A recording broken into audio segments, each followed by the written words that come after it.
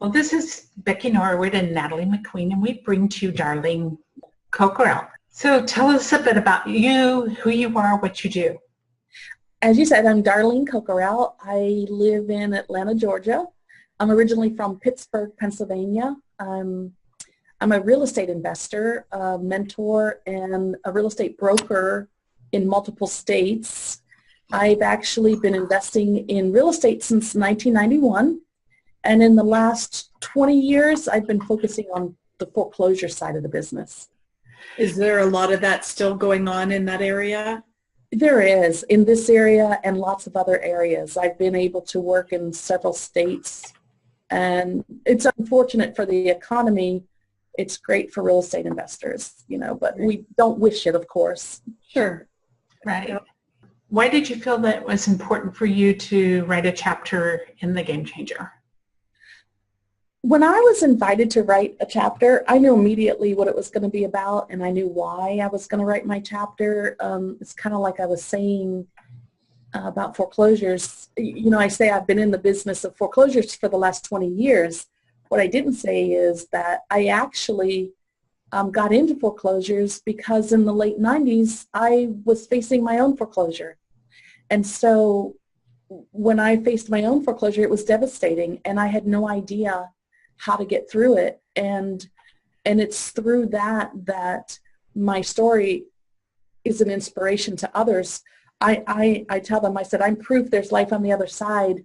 And again, there are hundreds of thousands of families that have gone through foreclosure in our country, and lots of families that are facing foreclosure now. And so I want my story to be an inspiration, and there are solutions, and there are just ways out of there. And if it's the only home that your children have ever known, if it's the only home you've lived in for so many years and you don't know where to go, you don't know what's going to happen, you think you're going to be thrown out on the street. So my story is to try to help understand that there is a way out. Well, there's also the pride factor too. There is. It really hurts the pride.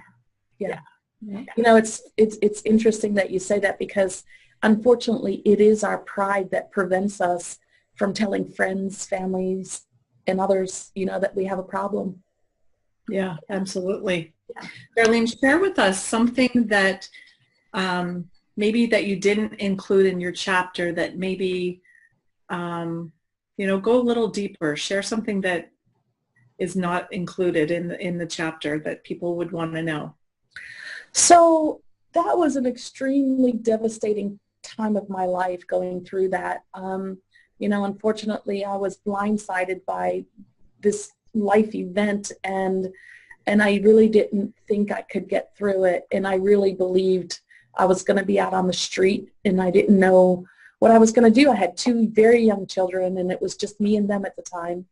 And so that event taught me that through adversity, change happens.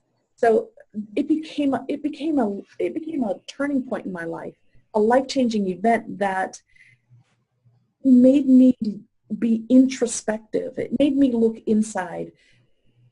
There were so many things. I was calling myself a victim of circumstance.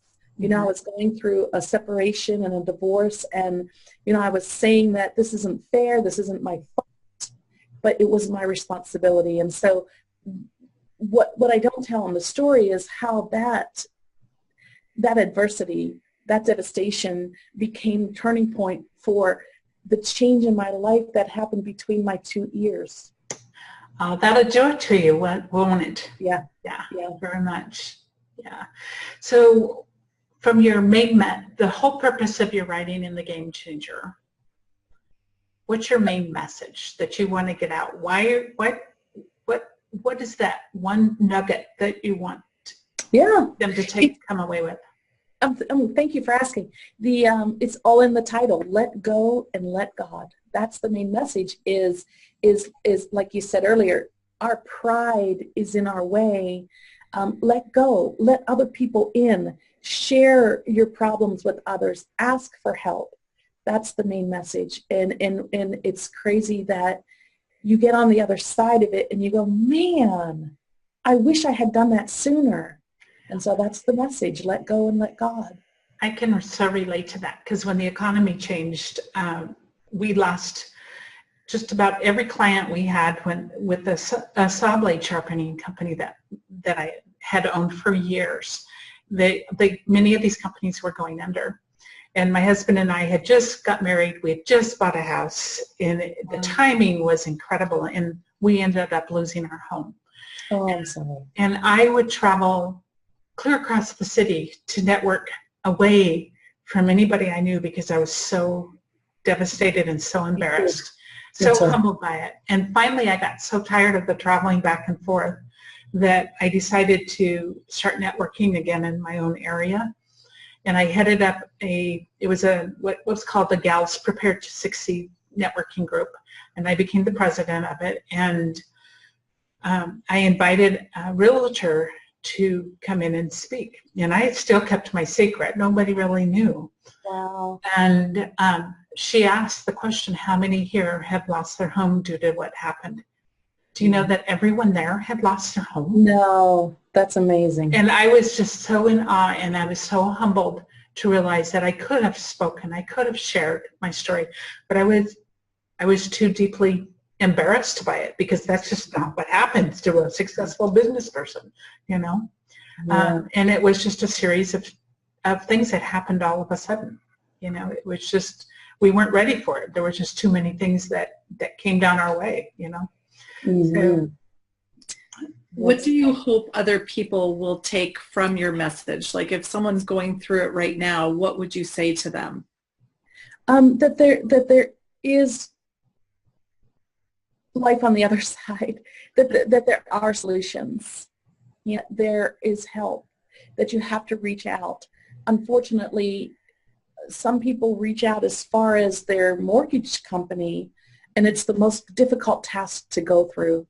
So what I hope for people to understand, again, let go, let God is a bigger story than losing your house, but it's such a major life event that, it's just the foundational part of that story. But let go and let God is about, making your focus a lot bigger than your own problem. Mm-hmm. And I have this vision in my head, a piece of art where one person is in the middle reaching up and the other person is reaching back. And so it's that pull somebody up and allow somebody to pull you up. Right. That's the message.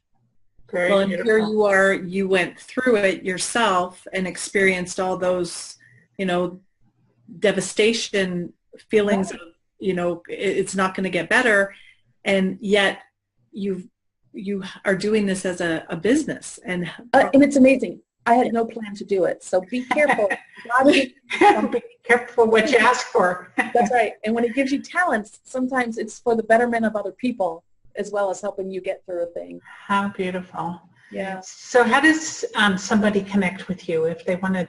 I know that it's going to be in the chapter of the book as well. They can reach me through Facebook, Darlene Coquerel. Also, my website, it's Dar Buys Houses. That's Dar, short for Darlene, D-A-R. So either one of those would be great, and I'm here to help any way I can. Very, very good. Beautiful. Thank you for sharing, and we're happy that you're in the Game Changer. Yes, congratulations. Thank you. I'm so excited. Thank you. Well, I'm sure you'll be one of our next best-selling authors. Well, I hope so. Thank you, ladies, for all you've done. Absolutely.